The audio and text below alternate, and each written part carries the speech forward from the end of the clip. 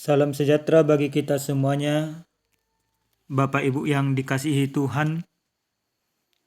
Pada saat ini kita akan mendengarkan kebenaran firman Tuhan, kita berdoa. Damai sejahtera Allah yang melampaui segala akal, itulah memelihara hati dan pikiranmu dalam Kristus Yesus Tuhan. Amin. Bapak Ibu yang dikasihi Tuhan, adapun kebenaran firman Tuhan yang menyapa kita pada saat ini tertulis dalam kitab Nehemia pasal 5 ayat 1 sampai dengan 13. Demikian firman Tuhan. Maka terdengarlah keluhan yang keras dari rakyat dan juga dari pihak para istri terhadap sesama orang Yahudi. Ada yang berteriak, anak laki-laki dan anak perempuan kami banyak, dan kami harus mendapat gandum supaya kami dapat makan dan hidup. Dan ada yang berteriak, ladang dan kebun anggur dan rumah kami gadaikan untuk mendapat gandum pada waktu kelaparan. Juga ada yang berteriak, kami harus meminjam uang untuk membayar pajak yang dikenakan raja atas ladang dan kebun anggur kami. Sekarang, walaupun kami ini saudara sedaging dengan saudara-saudara sebangsa kami, dan anak-anak kami sama dengan anak-anak mereka, namun kami terpaksa membiarkan anak-anak lelaki dan anak-anak perempuan kami menjadi budak, dan sudah beberapa anak perempuan kami harus membiarkan diri dimiliki orang. Kami tidak dapat berbuat apa-apa karena ladang dan kebun anggur kami sudah di tangan orang lain. Maka sangat marahlah aku ketika ku dengar keluhan mereka dan berita-berita itu. Setelah berpikir masak-masak, aku menggugat para pemuka dan para penguasa. Kataku kepada mereka, masing-masing kamu telah makan riba dari saudara-saudaramu. Lalu kuadakan terhadap mereka suatu sidang jemaah yang besar. Berkatalah aku kepada mereka, kami selalu berusaha sedapat-dapatnya untuk menebus sesama orang Yahudi yang dijual kepada bangsa-bangsa lain. Tetapi kamu ini justru menjual saudara-saudaramu supaya mereka dibeli lagi oleh kami. Mereka berdiam diri karena tidak dapat membantah. Kataku, tidakkah patut apa yang kamu lakukan itu? Bukankah kamu harus berlaku dengan takut akan Allah kita untuk menghindarkan diri dari cercahan bangsa-bangsa lain, musuh-musuh kita? Juga aku dan saudara-saudaraku dan anak buahku telah membungakan uang dan gandum pada mereka. Biarlah kita hapuskan hutang mereka itu. Biarlah kamu kembalikan kepada mereka hari ini juga ladang mereka, kebun anggur, kebun zaitun, dan rumah mereka. Pula harus hapuskanlah hutang mereka, yakni uang serta gandum, anggur dan minyak yang kamu tagih daripada mereka. Berkatalah mereka, itu akan kami kembalikan, dan kami tidak akan menuntut apa-apa dari mereka. Kami akan lakukan tepat seperti yang kau perintahkan. Lalu aku memanggil para imam dan menyuruh mereka bersumpah bahwa mereka akan menepati janji mereka. Juga aku kebas lipatan bajuku sambil berkata, demikianlah setiap orang yang tidak menepati janji ini akan dikebas Allah dari rumahnya dan hasil jeripayanya. Demikianlah ia dikebas dan menjadi hampa. Dan seluruh jemaat berkata, amin, lalu memuji-muji Tuhan. Maka rakyat berbuat sesuai dengan janji itu. Demikian kebenaran firman Tuhan. Jemaat Tuhan yang dikasihi oleh Tuhan kita Yesus Kristus, ketika kita mengalami sebuah penderitaan di dalam kehidupan, yang pasti seringkali kita mengadu kepada orang yang bisa melindungi, sering mengadu kepada kekuasaan yang bisa memberikan sebuah pencerahan. Termasuk sering kita mengadu kepada Tuhan supaya Tuhan menjawab segala pergumulan yang kita gumulkan. Dalam kebenaran firman Tuhan ini, di mana umat Tuhan, yaitu bangsa Yehuda yang baru kembali dari pembuangan Babel oleh Raja Artasastra, khususnya Raja Asyur, memberikan izin kepada mereka untuk kembali ke Yerusalem, ke tanah kelahiran mereka. Salah satu pemimpin pada saat itu Nehemia. Bahkan Nehemia diangkat menjadi seorang bupati. Namun apa yang terjadi Bapak Ibu yang dikasihi Tuhan? Ketika bangsa itu telah sampai ke tanah kelahiran mereka, ke tempat tinggal mereka, ketika mereka menjadi seorang bangsa yang bebas menikmati segala jeripaya mereka, ternyata di tengah-tengah bangsa itu ada orang-orang yang berusaha mencari keuntungan dari saudaranya sendiri. Ada orang-orang yang mempergunakan kekayaannya untuk memperkaya dirinya. Dan ada orang dengan sengaja menindas orang yang lemah demi kekayaan pribadi. Maka hal itu terjadi di tengah-tengah bangsa itu. Bangsa itu yang harusnya bersatu hati. Bangsa itu yang harusnya saling menopang. Tapi justru mereka saling menjegal satu sama lain. Maka Bapak Ibu yang dikasihi Tuhan, bangsa atau orang-orang yang mengalami penderitaan bersungut-sungut. Sungut-sungut itu mereka sampaikan kepada Nehemia. Dalam sungut-sungut itu kalau kita baca dalam ayat yang pertama sampai dengan ayat yang kelima, jelas mereka utarakan letak sungut-sungut mereka. Mereka katakan anak-anak laki-laki kami dan anak-anak perempuan kami harus menjadi budak bagi orang lain. Bukan bagi bangsa lain, tetapi bagi saudara sendiri.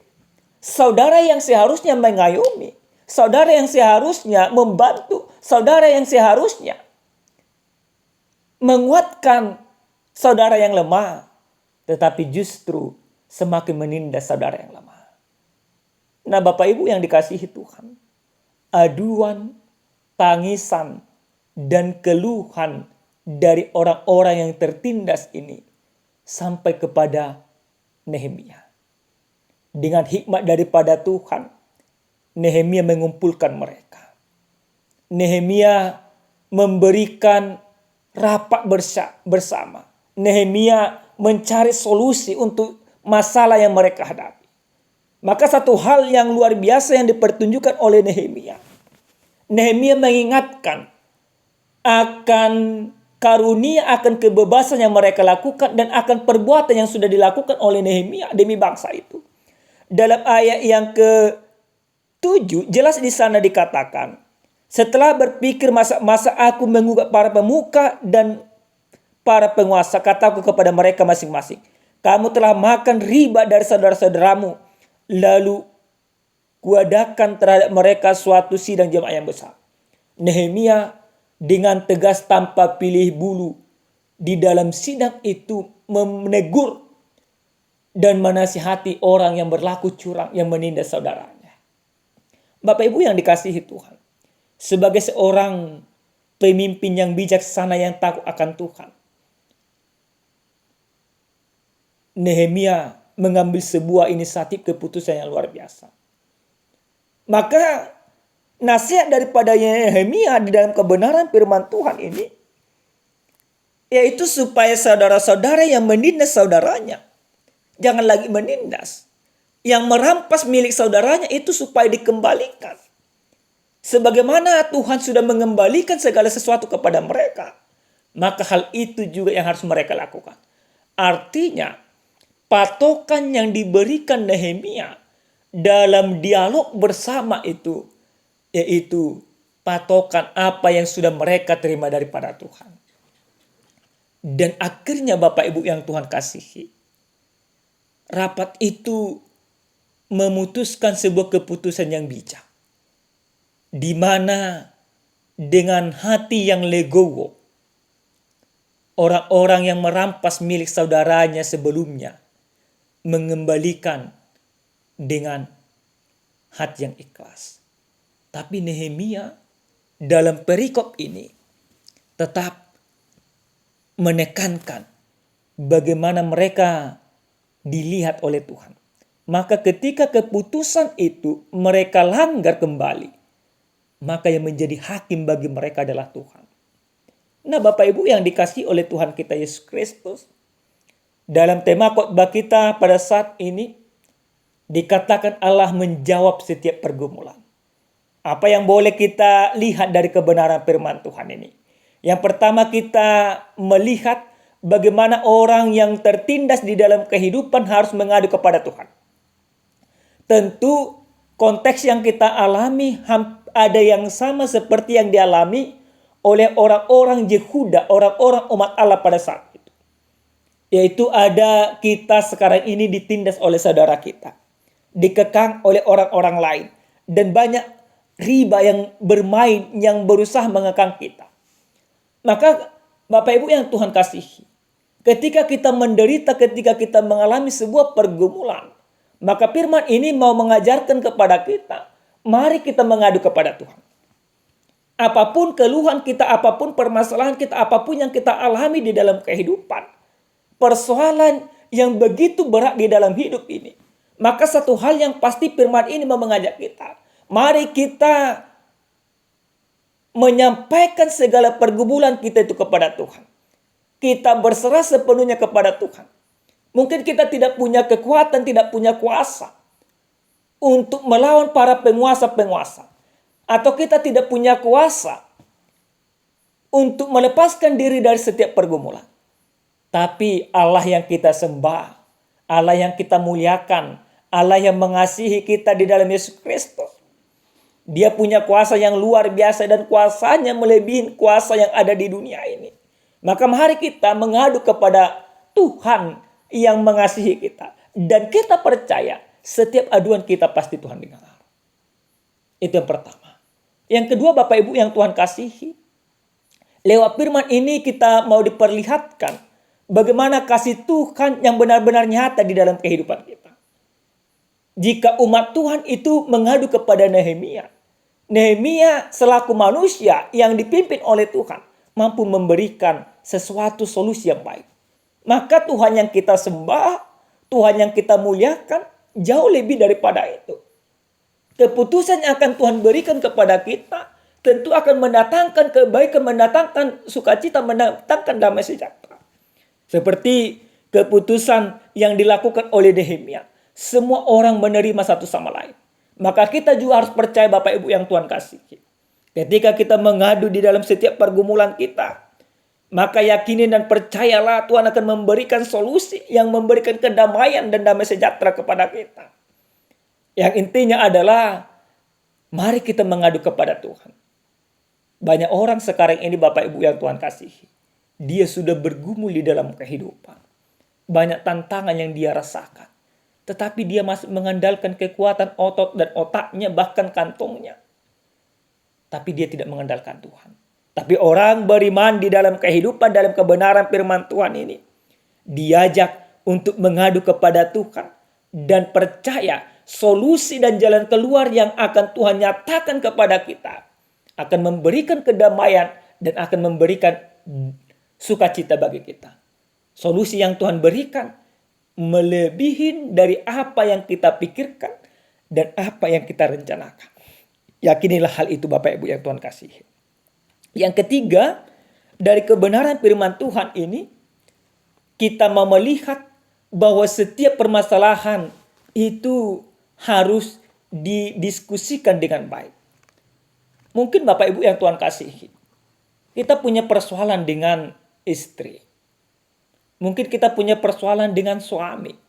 Mungkin kita persoalan dengan abang, kakak, adik, orang tua kita, anak kita.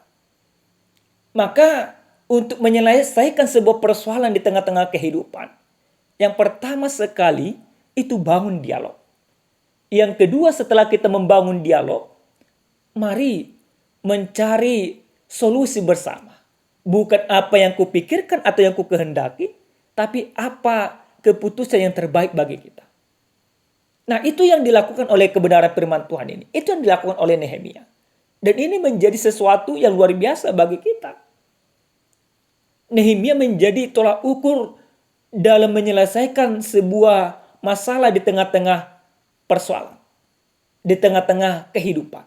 Sekarang ini Bapak Ibu yang Tuhan kasih, sangat banyak persoalan di negara kita ini yang tidak ada solusinya, yang tidak ada jalan keluarnya.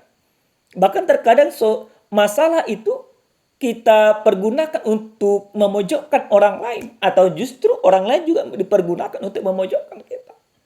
Tapi selaku orang yang beriman kepada Tuhan, mari mencari solusi di dalam persoalan yang ada dengan duduk bersama dengan Tuhan di dalam kehidupan.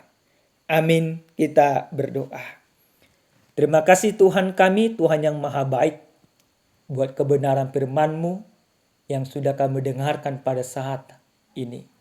Biarlah firman-Mu ini menguatkan kami, karena kami percaya setiap pergumulan, setiap masalah yang kami hadapi, ada solusi, ada jalan keluar yang akan Tuhan berikan kepada kami. Terima kasih Bapa.